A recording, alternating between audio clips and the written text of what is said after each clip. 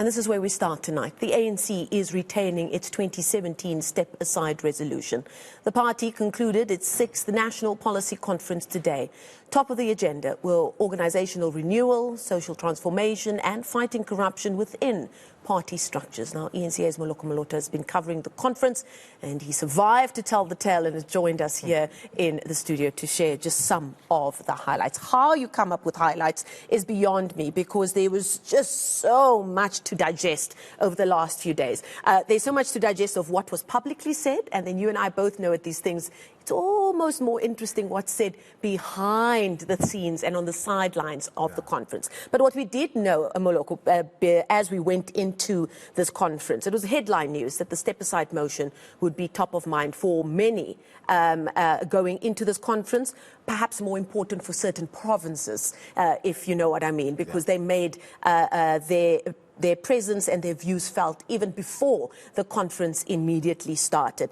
How far have we come from when Wednesday and Thursday there were certain people putting up their hands saying our province is for step aside and we're going to put it top of the agenda, and here we are Sunday night, the conference is closed. What more do we know? Good evening, Marcel. Indeed, I think over 1,600 delegates from branches of the ANC across the country met at Nasrec, and they were divided, obviously, divided from the top. The National Executive Committee, we know that they don't get along, and that is an admission they make as the African National Congress, riddled with factions, and according to the president of the party, Cyril Ramaphosa, not along ideological or even policy differences, purely on factions and people who don't want to be held accountable. The story of the step-aside rule. Yes, KwaZulu-Natal had pronounced going into this policy conference that actually just scrap this thing. Limpopo also pronounced likewise. Other provinces were like, let's review it, let's see where, there are loopholes and tweak here and there. We had President Cyril Ramaphosa, during his long speech, opening speech on Friday, he touched on it a little bit, saying that we cannot allow ourselves to lower the bar when it comes to the fight on corruption, because the people of South Africa, he said, will not forgive us. But today we had him. He was a little bit emboldened. He seemed to be even more empowered because he has and his faction, of course, people who support, won the argument during the commissions, and ultimately he told us that the majority of people who were in that particular conference agreed that the step-aside rule is going nowhere. But we should remember, Marcel, that this is not a final decision. This is a proposal which must be ratified or rejected by the delegates who will be gathered for their national conference, which is the biggest decision-making body of the ANC. Now, it is going to be a numbers game. Despite the fact that the president is saying every majority of the people agree that let's keep this thing, there are members of the ANC who are unhappy, not leaders. Leaders, of course, some of them are clearly unhappy, as we will hear from some of them, but even the rank and file are unhappy with that decision. And it's got implications, Marcel, because the suspended Secretary General of the ANC, Ace Magashule's future, is dependent on that. So, but let's first listen to the president when he was laying down the gauntlet, saying that this is going nowhere. The overwhelming view of the policy conference is for the retention of the step-aside provisions to enhance the integrity of the movement and its leadership. Conference also noted that there are strong concerns on the perceived lack of consistency in the application and implementation of this policy. Conference agreed that these must receive urgent attention so that the application of the guidelines is impartial, is fair, and is consistent. Very interesting comments made there, but you and I both know that politics here, politics worldwide, is a marathon and not a sprint. And like you said, this is only the start. It's the various provinces have put their hands up to say this is where we stand, and then we've got now less than 6 months to go before the big conference in December. The horse trading is going to start now, isn't it? What have we heard from the ANC in KZN, where, of course, we saw big changes happening just a couple of weeks ago? Well, Marcel, obviously a number of ANC people are unhappy with this because it affects not only those who have aspirations of becoming leaders, but we have seen during the provincial conferences that were held leading to this national policy conference. Mpumalanga, we saw the chairperson there, Mandla Ndlovu. He was elected despite the fact that there were issues there. And we also had in eThekwini, the chairperson of that region, Zandile, what's her name?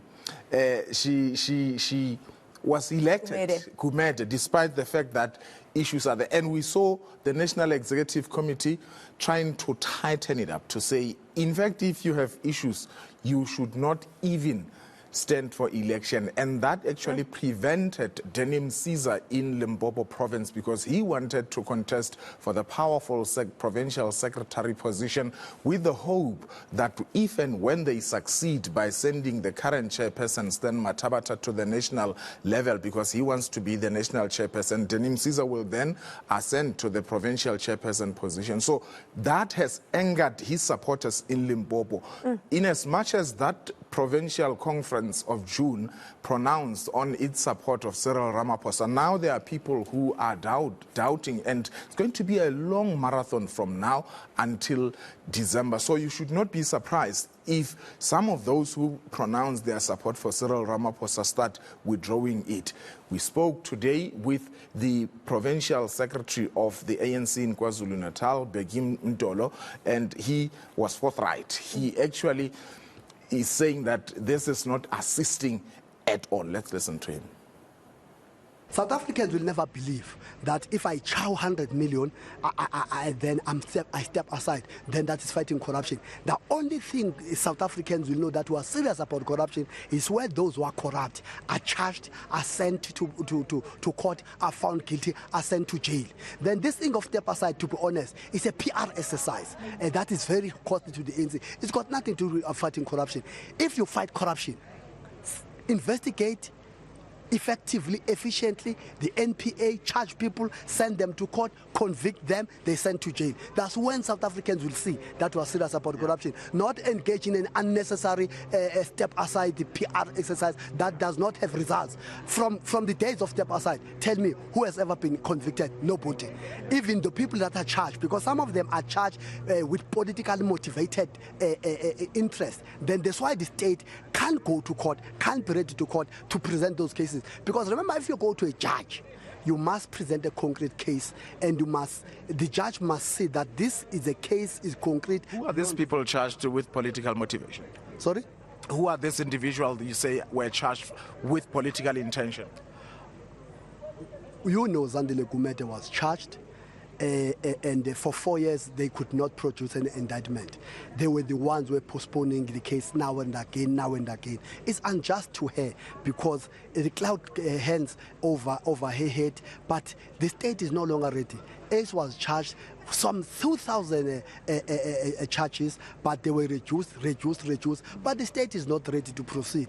Phumlani Mkolo in the Eastern Cape was charged almost 8 years ago. 32 to now, he has been charged, was sent to court, and then the court struck off the roll, was charged again, the court struck off the roll, is already charged again. Then you can see this is a mess. You can't have a mess like this. Now, Moloko, the start of this conference was very much overshadowed by the horrendous events we saw play out in Krugersdorp, where we had a number of young women being gang raped as part of a massive robbery. We had the Minister of Police there on the night briefing the media just as the conference was getting its wheels turning. Last night, we saw Lindiwe Sisulu come out. She spoke on behalf of the Social Transformation Subcommittee, and she said because of these events that we saw take place in Krugersdorp, it made sense sense that gender-based violence and the state of life being provided to the women and children of South Africa was top of mind for that subcommittee, and they spent a lot of time talking about how South Africa is just not making any headway in the scourge against gender-based violence. And I believe the President touched on that as well. Well, Marcel, that incident is just one of many never-ending heinous crimes that South Africans are subject to, and they seem to be helpless. The Minister, Bekicele, I think a day before yesterday, admitting that indeed they are winning, these marauding criminals, in instilling fear in South Africans. And today also admitting that yes, they are instilling terror. However, he does not believe this is amounting to terrorism. Semantics, really, because if people feel that they are under siege. Absolutely. So obviously that incident dominated the headlines, and the President, I don't remember today really speaking directly to that particular incident. I might have missed it, stand to be forgiven, but obviously he had to speak to this whole issue of this never-ending gender-based violence in particular, specifically even saying that it is men who are perpetuating these crimes against women. And we heard yesterday, I think it was Lindiwe Sisulu, who even suggested that for rapes, let us consider chemical castration as a form of punishment. But experts have said that's short-sighted, because you create an impression that rape happens only using a private part. But other people are saying that you are just creating a brute, an animal who might just come out to become a serial killer. But let's listen to the President. And it's not speaking to the source of the issue, which is very much in our society. Absolutely, because a lot of people will say it's all about the mindset, the sense of ownership, the sense of impunity, people knowing that they can do whatever they do because they can get away with it. But let's listen to the President, who spoke at length about this whole sketch of gender-based violence. We are all agreed that all South Africans have a right to live in peace and security, and that no one should live in fear of crime, violence, or abuse. We are committed to work together to end all forms of violence committed by men against women and children. So again, a very important conversation that needs to be kept top of mind, because really, I mean, just when when Bekicele spoke that night on the Krugersdorp issue, there was a young woman on the sidelines who spoke about how living as a woman, just in that community, as with many communities across South Africa, you live in a state of constant terror and anxiety as a woman. You can't even go to the shops anymore because you don't know if something is going to happen to you. Another big talking point, of course, the state of the economy is one thing, but of course the state-owned entities. Top of mind, especially if we look at the information coming out of the Zondo Commission's report. Was it seen as an important talking point for the ANC at their policy conference, or merely something that they have to deal with on the sidelines? Well, ordinarily, and I guess anywhere else in the world, the state-owned entities are supposed to be creating jobs in the economy, generating more money for the fiscals and all that. But in South Africa, it's the other way around. Taxpayers are actually funding this state-owned entities. They are,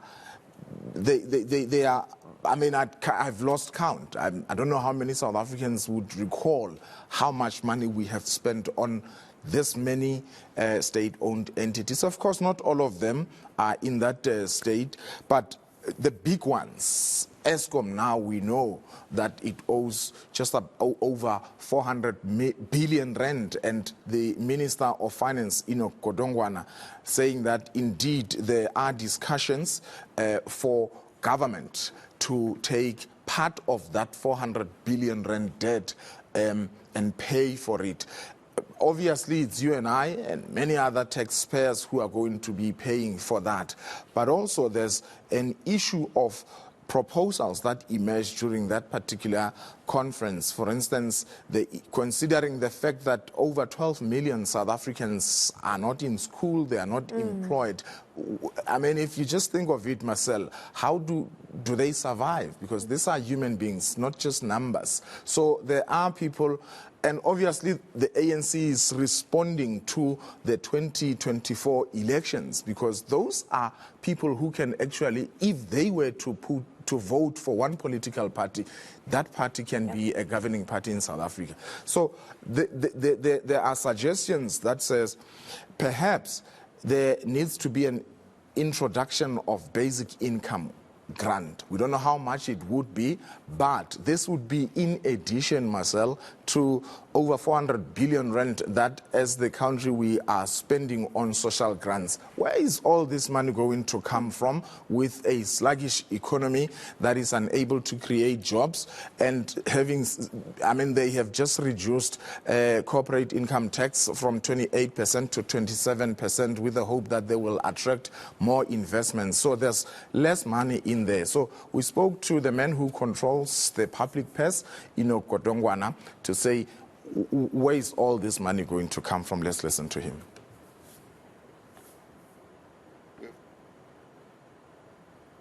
As things stand, roughly social grants are about, give or take, 400 billion rand.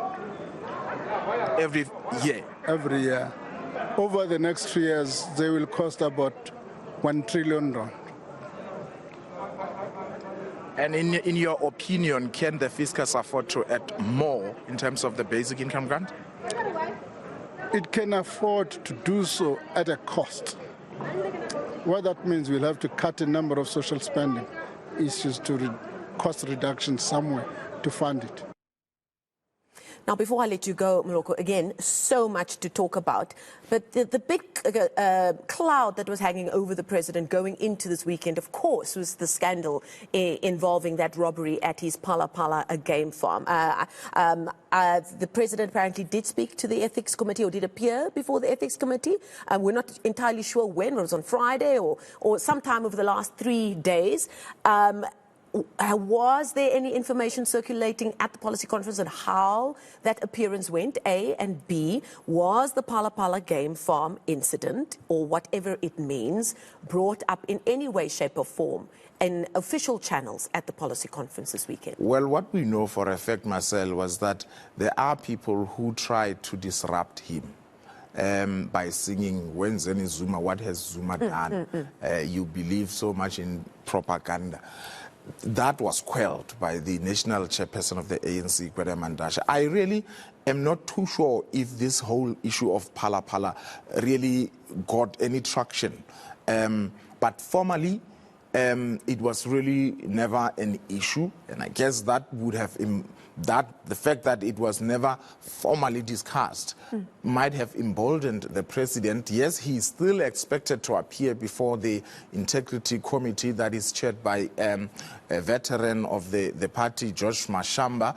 They must just determine another date on which he will reappear. But as much as the president is appearing to be emboldened, but the fact of the matter, Marcel, is as you were reading the mood within that plenary, you would expect that when the president speaks, particularly on important key points, at least there will be an applause. Now and again, you will have 5, 7 people applauding him. It might have been that perhaps they were tired because they had been there for so many days. But the fact of the matter is that it's going to be an uphill for the president going into their national conference. But other things that really caught my attention at that particular conference was that the ANC Youth League making demands. For instance, one of them is to say we need at least 40% representation of young people across all the structures of the ANC. And we had the president essentially saying, indeed, young people must be supported to swell the ranks of the ANC. And Ronald Lamola had quite a bit to say about that early on in the conference as well, about the generational mix that's absolutely needed. And we know Ronald Lamola, when he was addressing people at his area in Bushbuckridge. He said, look, if nominated for the deputy president position, I will certainly stand. It's a tough job, but I'll be up for it. Yes, so it might have been that Ramaphosa, tacitly was endorsing him. We don't know, but for the deputy president position. But now you have the Women's League, the Youth League, who are saying, when you turn 65, you need to leave the stage, whether as a leader of the ANC or if you are deployed in government, the same way public servants are expected to retire at 65. So all those many people will have to leave the stage. But what was even more interesting for me was when Joy Maimela, who is the coordinator, I beg your pardon, of the ANC Youth League, saying that they are demanding that 50% of people who are elected onto the National Executive Committee of the ANC must not be deployed into government. They must actually stay here within the party, within Luthuli House, to monitor implementation of policies. So a lot of people, I guess, will say that they do not want to stand for that. But lastly, on gender parity, there was a proposal that if because there's a problem in the ANC where they simply don't want to elect women into, say, positions of chairperson of a province or secretary. They would rather have them as deputies. I mean, they were celebrating in KwaZulu-Natal the election of the first woman in the history of the ANC as a deputy chairperson. Bizarre, isn't it? So there was a proposal that says if the president, for instance, of the ANC is a male, then the deputy must be a female. And that's going to be a mechanical approach. And it really is going to be something we're going to have to keep an eye on, along with a lot of other things. So the next few months for you, Moloko, and the rest of the politics team at eNCA is certainly going to be interesting. So the suggestion is go and rest up, because it's going to be a bumpy ride. Sure. Moloko Moloto, thank you so much, really bringing us up to speed with everything that you needed to know with regards to the ANC policy conference. So we thank him for that great reportage.